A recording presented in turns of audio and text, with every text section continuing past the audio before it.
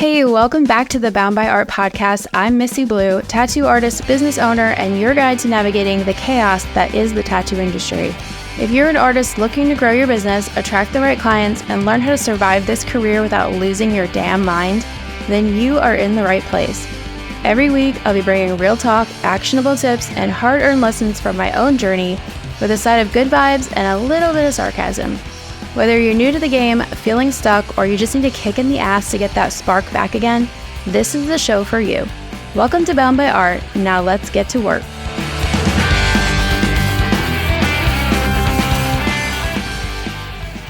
These people on the internet that are saying the things that they're saying, they're being negative, they're trying to cancel you, talking all this shit. They're not the ones putting the money in your pocket. They're not the ones that are, supporting you and doing what you do, and they don't fucking matter. No. And if you never looked at your Instagram, or you never were on TikTok, or you never, went on the internet, your clients would still be coming to you. Nothing would change. It's almost I would just have no clue. Yeah, it's like a world that doesn't even exist until you give it that attention. Yeah. And that's why the don't engage kind of thing. And and at a certain point things got so crazy that I was looking at stuff and I was just like, wow. I was like, I don't know that person.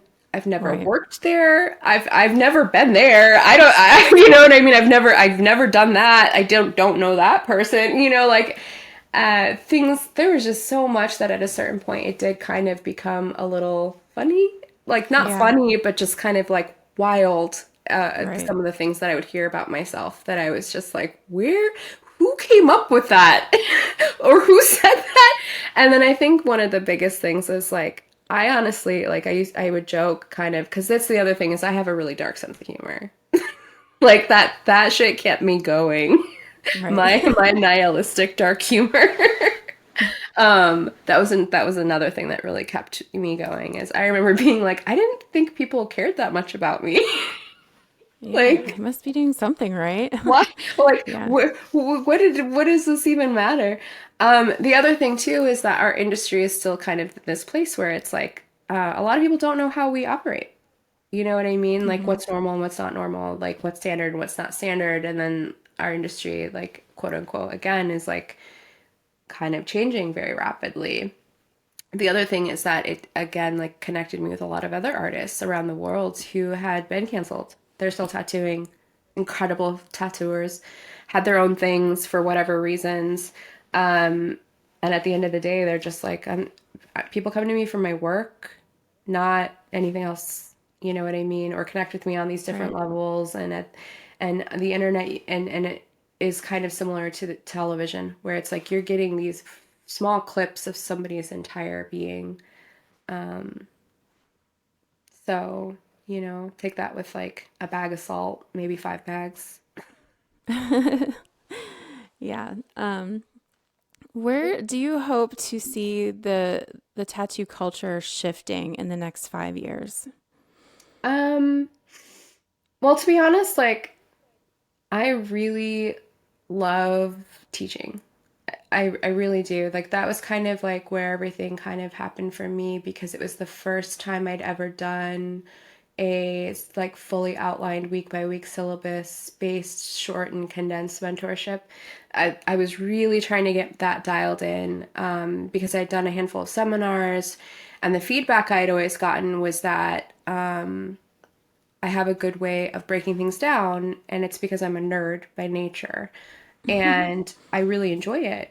And so I was trying to I've taken your seminars maybe 4 times. So I saw one at the Richmond Tattoo Academy. Mm-hmm. And then I think I saw 3 different explorers that you did. Yeah. It was either two or 3. But I loved your seminars. Like, you are a nerd, and that is what I loved about it. Because I'm a nerd. The color stuff is so cool. So you said in one of your seminars that you're, what is it called? A tetrachromat? Tetrachromat, yep. So I can see variations of colors that aren't necessarily normally perceivable.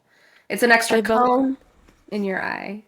I believe that I also have that Hmm. because like they have like the test where you like count how many different colors like you see Yeah. on the thing. I don't know how reliable that is, You want but to do a physical test rather than a digital one because it depending on the a screen is going to show things a little bit differently. But yeah, right. you can easily do it. I think you can even do it just from like you can at the library.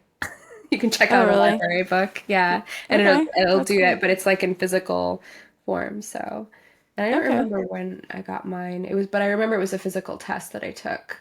Um, it was a long time ago. I can't remember. Yeah.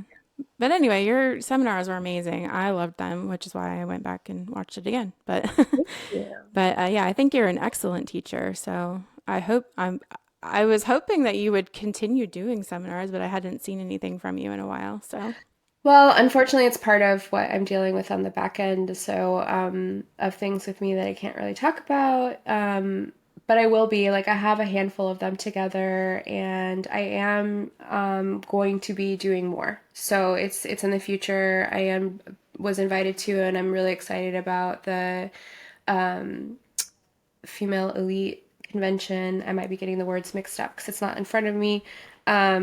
That's in October of this year in Florida. It's very like female tattooer centric. Men are allowed; they're not disallowed. Like they're just part as much a part of it. It's just that instead of having the normal like suspension kind of shows and stuff, they're going to have female speakers.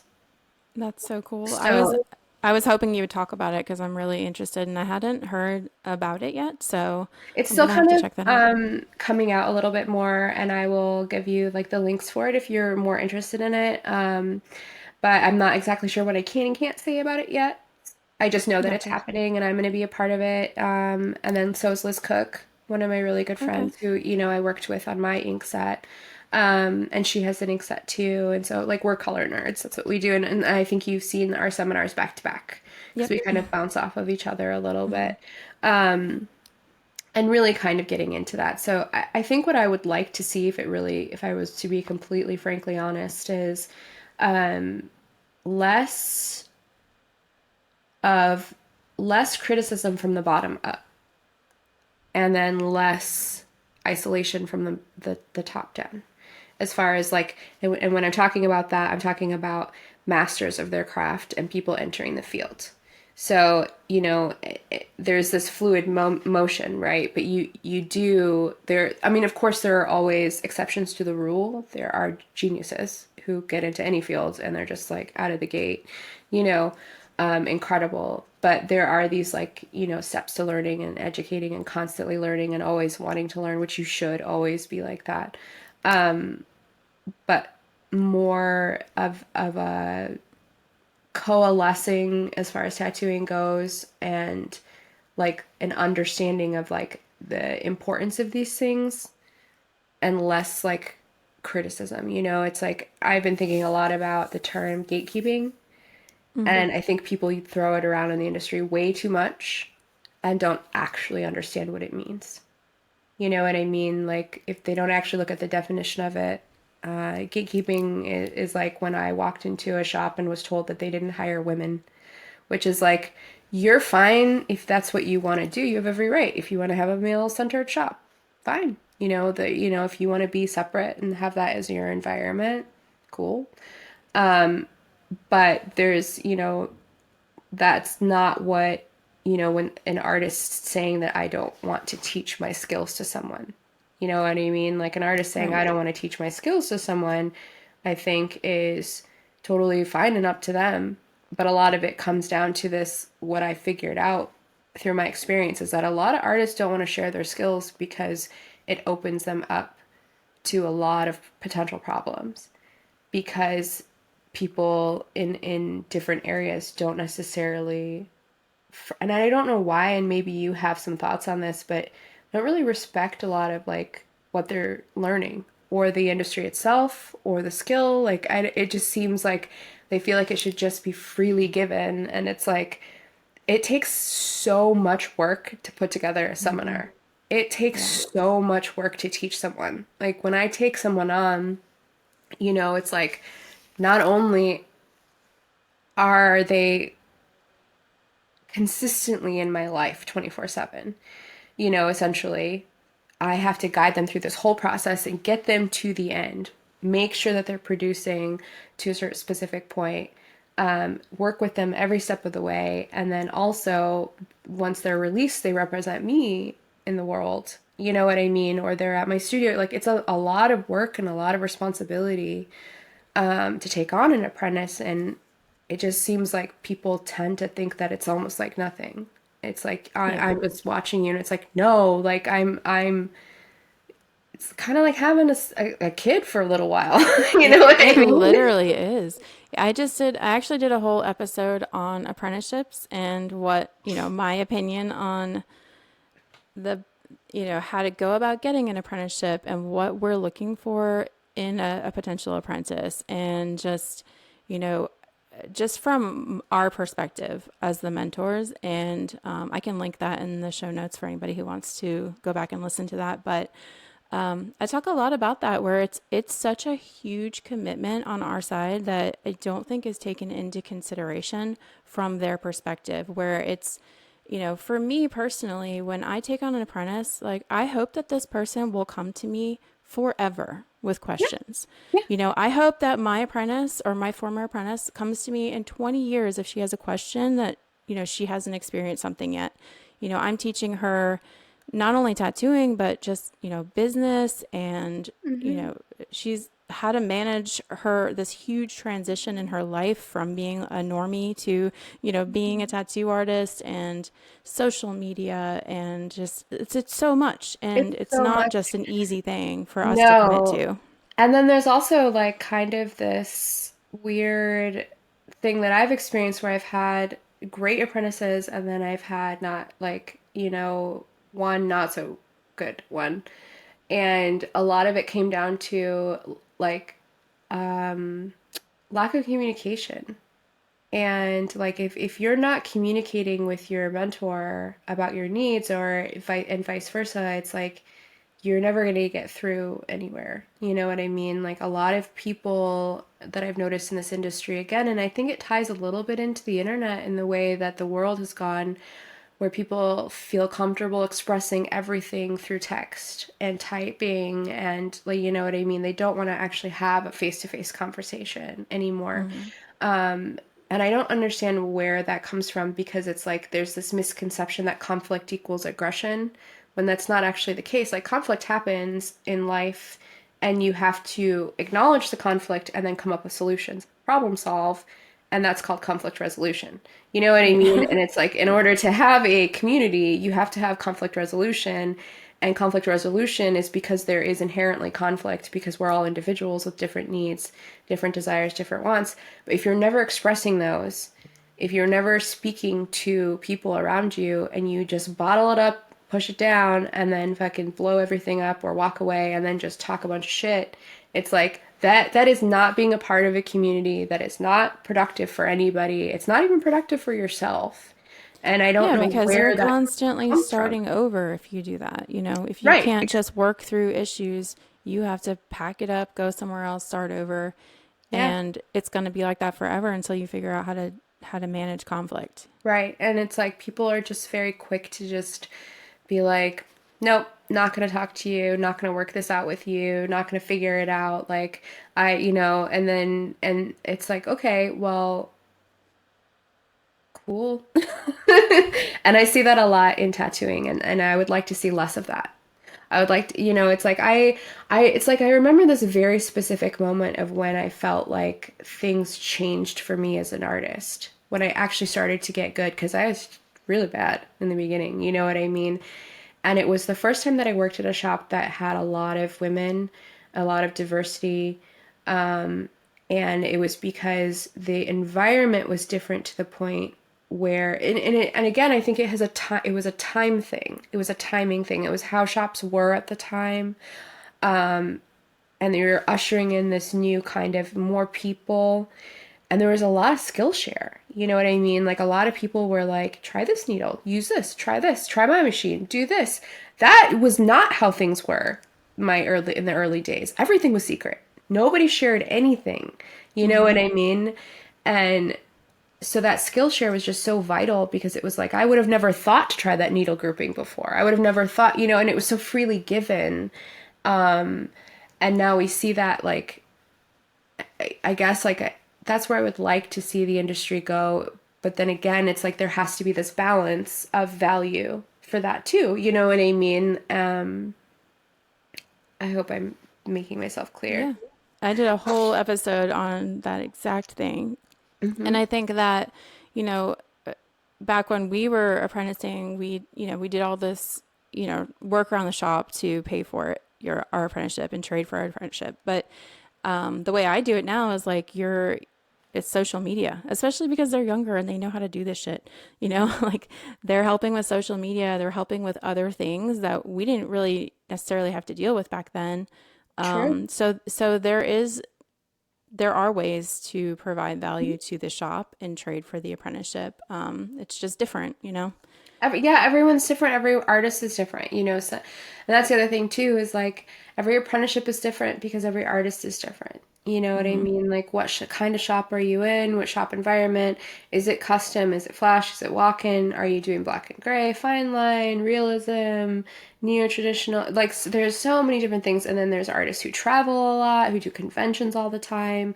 Then there's different cultures, then there's artists that, have private studios. Like, everything is different and unique. And so it's like, it's not just finding getting yourself in the door, but it's also finding the type that you want to learn, what you want to learn. You know what I mean?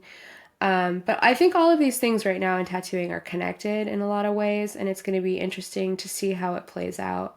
Because the internet, again, is supposed to be a tool for, I think, greater learning, more education, things that are like sharing, promotion. Like, there are very positive aspects, which is why I call it, instead of doom scrolling, hope questing. Like, I read Hope that questing. once. I read that once and I was like, I am signing up for that. I want to I'm see the good stuff. Give me all the good stuff. I'm also stealing that. That's great. It's hope questing, and Yeah. then having open conversations about with people who have gone on the dark side. You know what I mean? Like, again, it's that looking back from where we're standing, and being like, hey, this is what it's like over here. You know what I mean? Like, heads up. Yeah. And that's where I'm kind of at right now, and especially in this industry. And I've connected with like artists that I would have never connected with. You know what I mean? I found my husband. Yeah. Like, I would have never had the balls to talk to him. Like, you know what I mean? Like, and he's a tattooer. He's an incredible tattooer. I loved, like, he followed me. We joke about this. He followed me. I followed him back because he does great work, but I also thought he was fucking hot. So And yeah, then, let's talk about him. Let's talk about your move. You're moving over to England I to am. open a shop with him, right?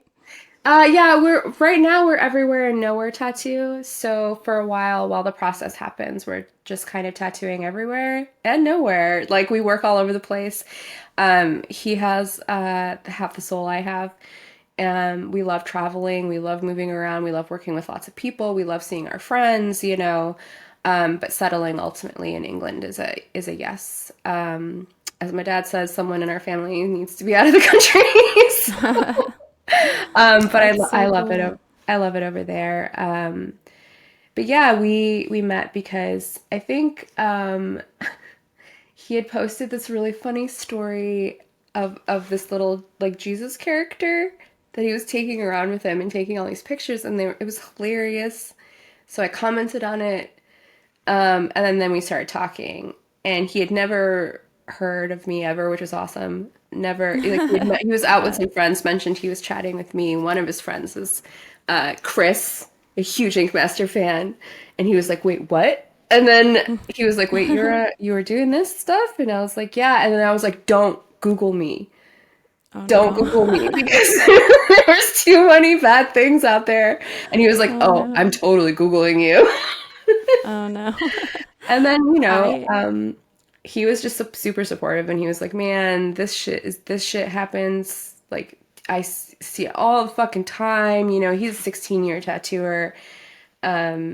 And he's like, you know, it gets so competitive and people can be so shitty. And that's how we really connected, was like having full open conversations. And, you know, it was like all the vulnerability. And then we just realized we were in love right away.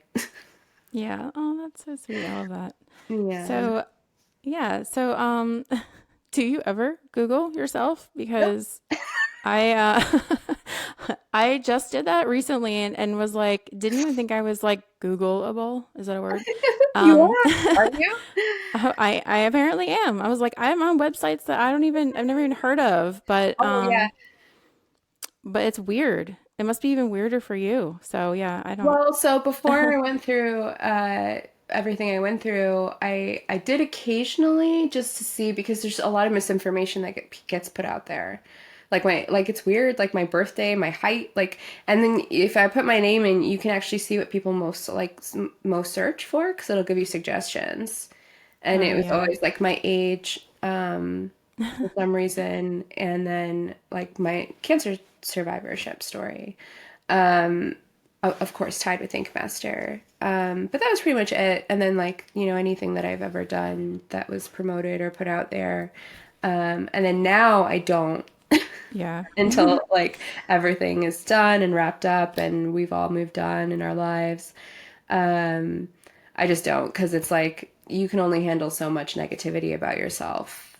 Yeah. It's not smart. It's not good, you know. And I think at one point I had a fan take down one Reddit thread because it was so sexually degrading.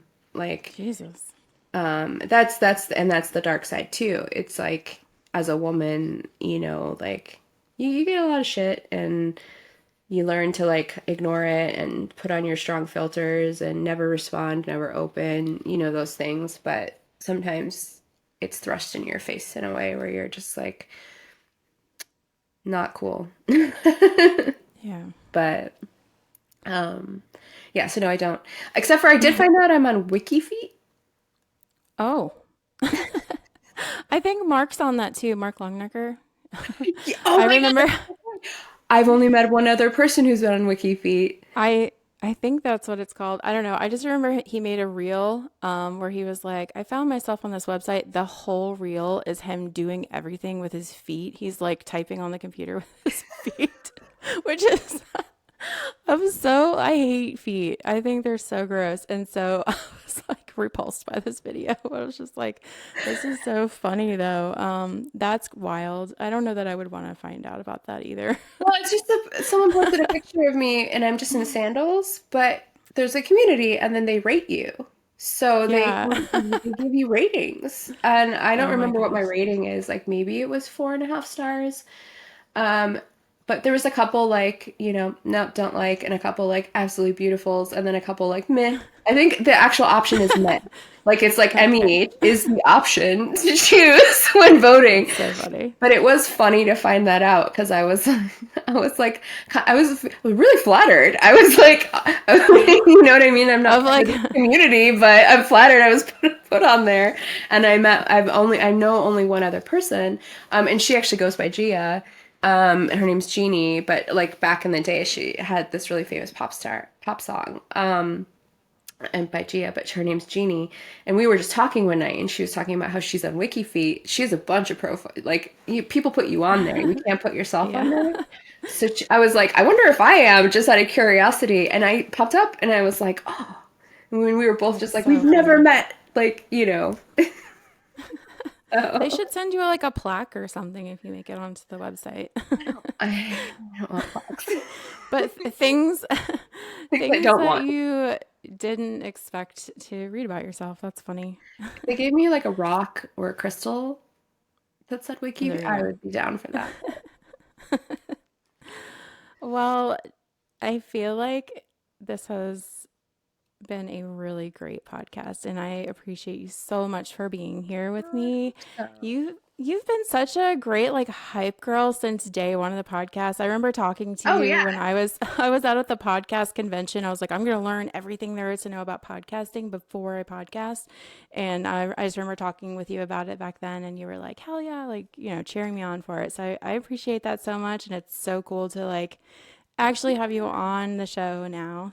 Well, So, I hope anything I've said helps anyone. That's kind of like always, and that's the thing is like when you last asked, like the future for everything is just like I wish there was more positivity and less negativity in our industry, because life is hard enough. You know what I mean? Like just life in general is hard enough.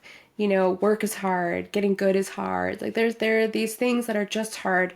So being kinder to each other, being nicer to each other, being kinder in the process, skill sharing, helping people out, being people's cheerleaders, even if they aren't your bestie, is just like one little moment can change somebody's trajectory or help them and demystify this like you don't have to be like I said, like most of my life was kind of these moments that kind of happened a little bit backwards and then flipped back around, you know.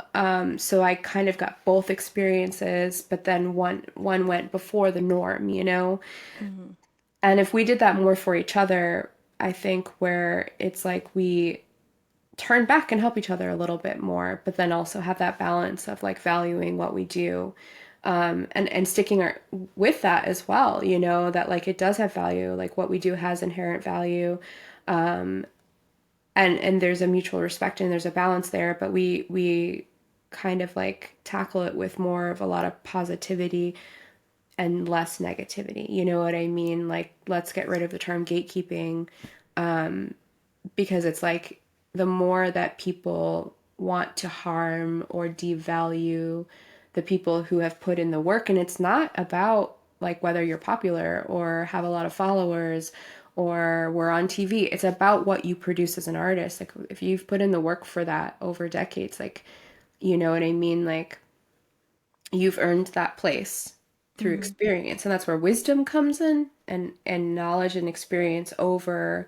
you know, just popularity or fame, which means nothing, you know what I Yeah. mean, in at the end of the day. And so it's like when you really have something to offer, like those are the things that should be exchanged and upheld, you know what I mean, rather than just chasing numbers, because at Yeah. the end of the day it's just numbers, you know. Like when I went through my thing, I think I lost like a couple thousand followers.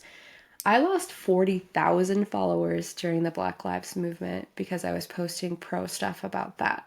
So it was like Wow. when I compare like my own whole character essentially being thrown and tipped upside down and questioned compared to just standing up for other people, I was like, man, Yeah. you know, like mentally and emotionally, like to like reality check myself, like regardless of the other impacts that unfortunately, again, I can't talk about yet.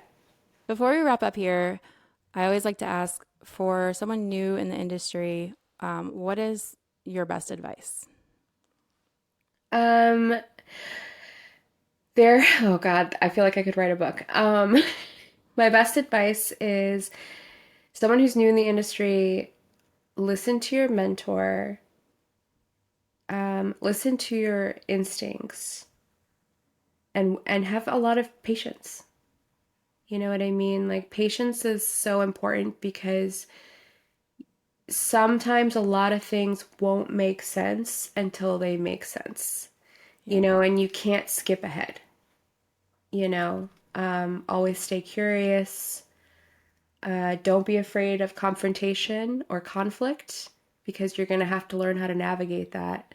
Even when you become a pro down the line, you're going to have to navigate that with clients too. You know what I mean? Like, or coworkers, or, you know, like, I think a lot of people, because they're artists, get into the tattoo industry thinking that it's the same as just being an artist, which is a lot of isolation.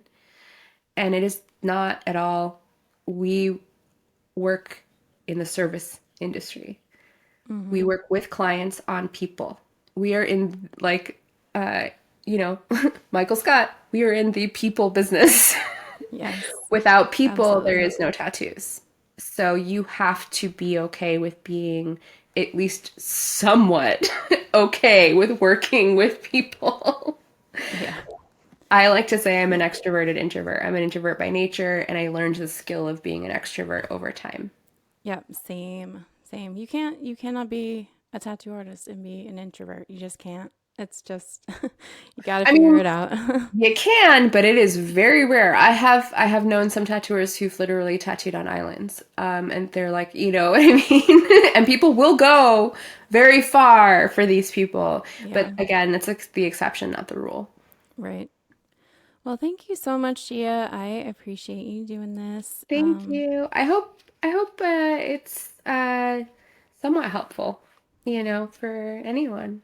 Absolutely. I'm sure there's someone out there that you're speaking directly to, and they are like, finally, someone's answering these questions that I had. Yeah. So, Well, I think we all just need to like, especially in this industry, dial it back a little bit, and remember again why we do what we do at the end of the day. You know what I mean? mm-hmm. And I think one of the biggest things is I'll remind people is that it's not that desperate, it's not that dire. You know what I mean? Like people have been getting tattoos since the dawn of time.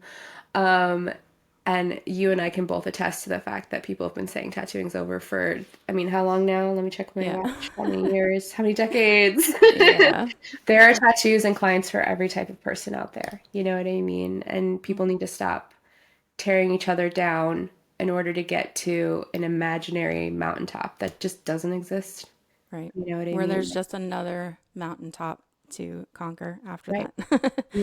It's Yep. more about it's like honing your skills and getting to these levels and stuff like that. But it's like you will get there if you do the work or you work with other people, but you don't have to tear someone down to get there. You know what I mean? Like you can literally collaborate with people to get Yeah. there.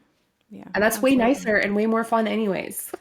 Yeah. And they say, if you want to, what do they say? If you want to go fast, go alone. If you want to go far, go together. Yep. Yep. So we'll have to do it again. I feel like there's so many more things I could talk to you about, You can have me but on anytime because we could, like, I'm like, when sometimes you ask me a question, I'm like, well, that could be a book. yeah, That I could be know. a book. I know. I actually had so many more questions. I had more questions, and I was like, if I ask these questions, we're going to be here for like 3 hours. And I know she's probably got places to be. So, Well, and but and yeah, that's we'll have to. the thing too is that I am such a rambler. No, I you will go did on. great. Yeah, no, you did great. But yeah, we'll have to do it again, and we'll pick a different topic to discuss. So, Yeah, or yeah, any of that. And again, like I think like I hope it came across in the right way where it's like we're in this kind of middle ground in tattooing where it's like yeah, I can't even really see the forest through the trees right now, and I don't think anyone really can. I don't think any of us yeah, can. It's in such an upheaval of where we're gonna all land when it comes to education and all these other things and how our industry grows and like and how we grow as artists because it's like I've kind of also been rebelling against the idea that there even is an industry. there But I is. don't know if that's just my philosophical thought process. I just reposted this guy's reel on Instagram. You'll have to go look at it in my stories. But he's talking about how the industry is kind of turned into where artists are posting and doing things for the approval of other artists and not Yeah. for art.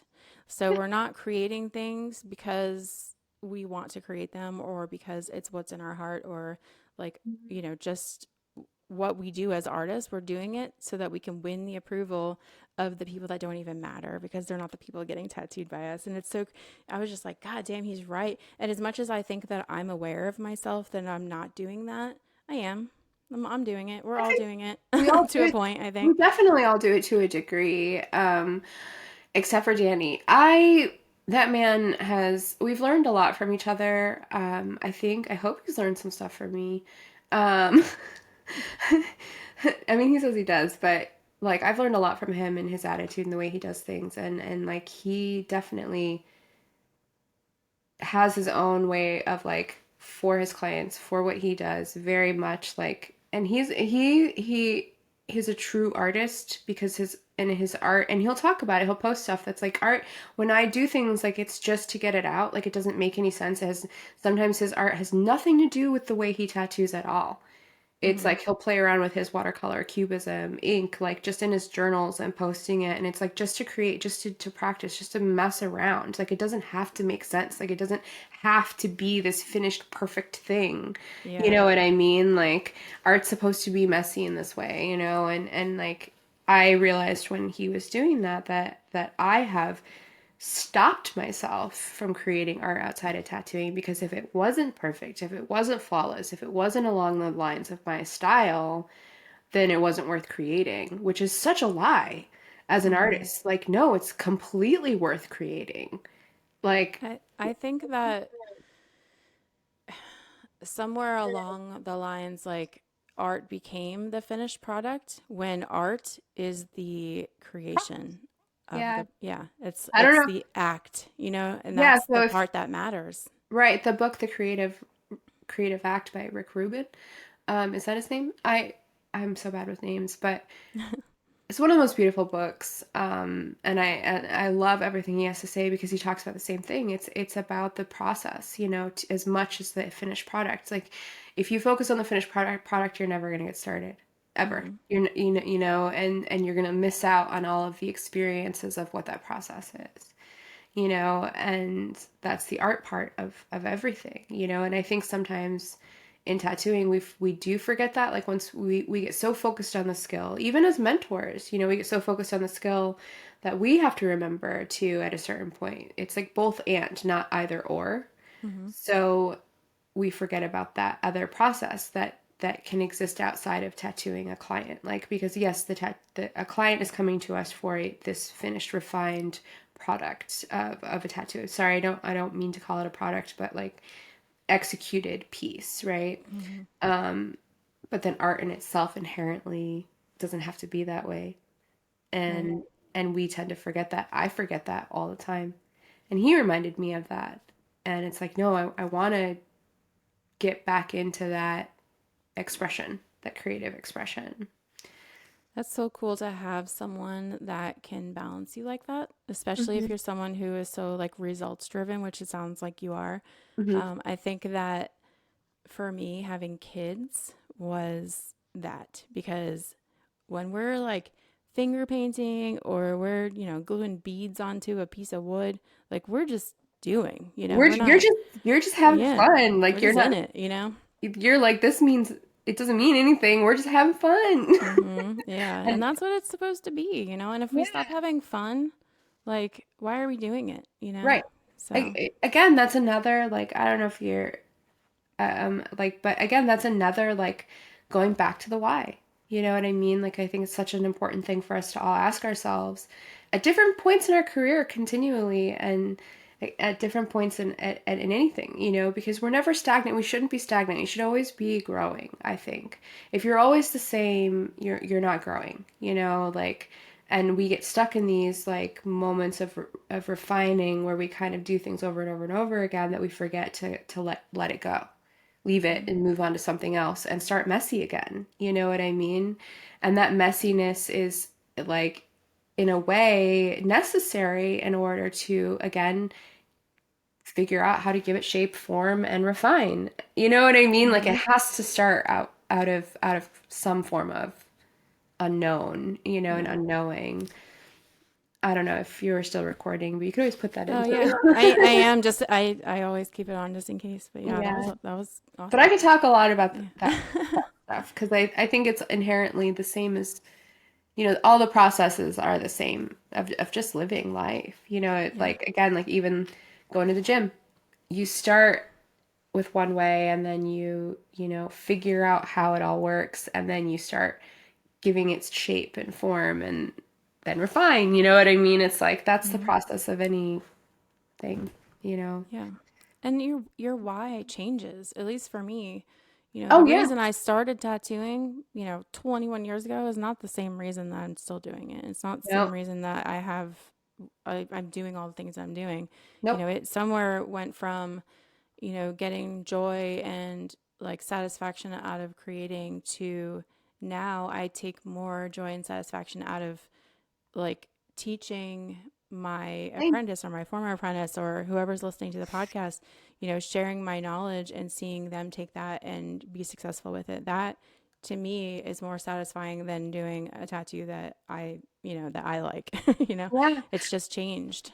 That's and again then yeah,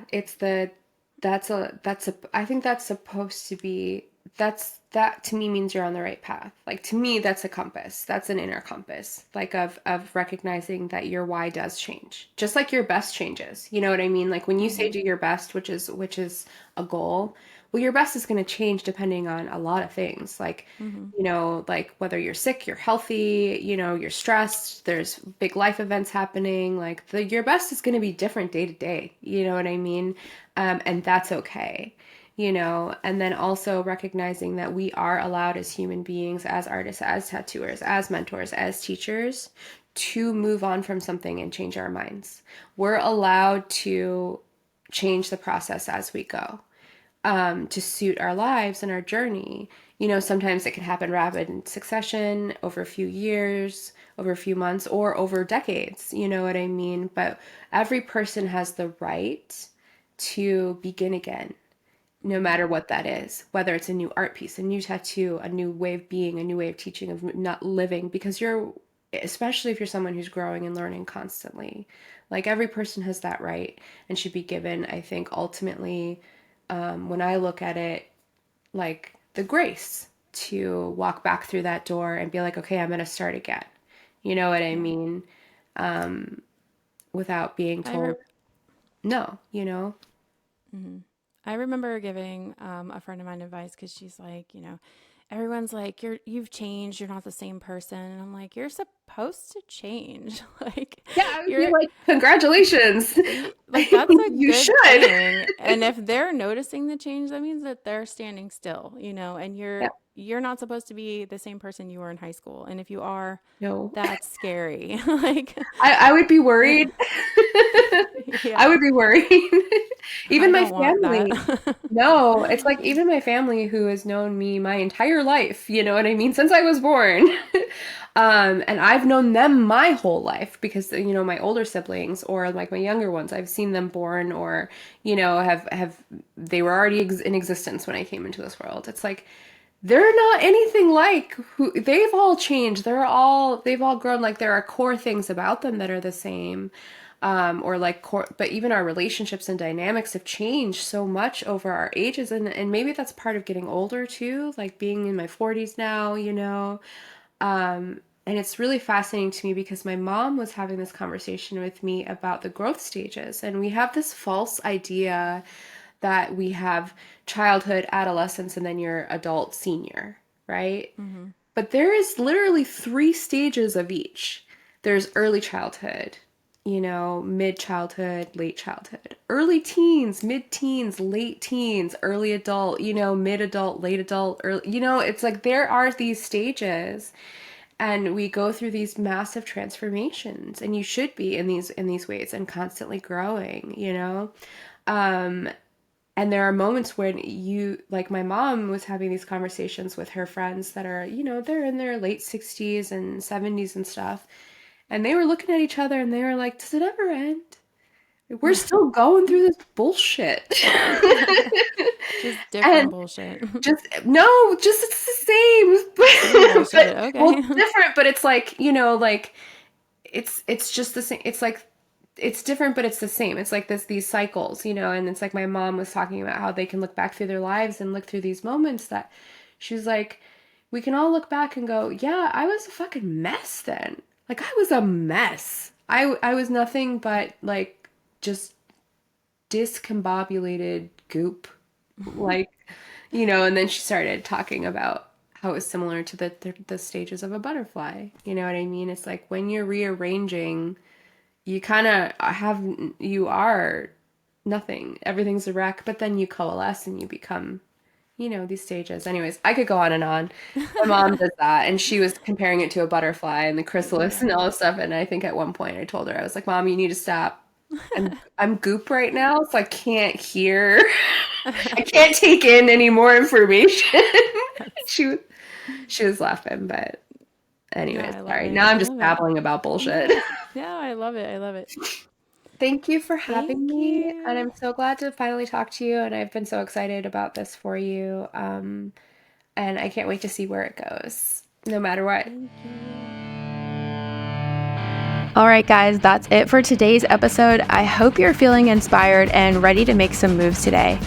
Remember, it's all about showing up, putting in the work, and staying true to yourself. If you got something out of today's episode, share it with a friend who might need to hear it, and make sure to subscribe so we can keep this momentum going. Get updates on all of our latest episodes, events, and more by following us on social media at Bound by Art Project and by heading over to the website boundbyart.com. Thanks for hanging out and putting up with my shit. I'll see you next time. Now shut up, quit making excuses, and go get better.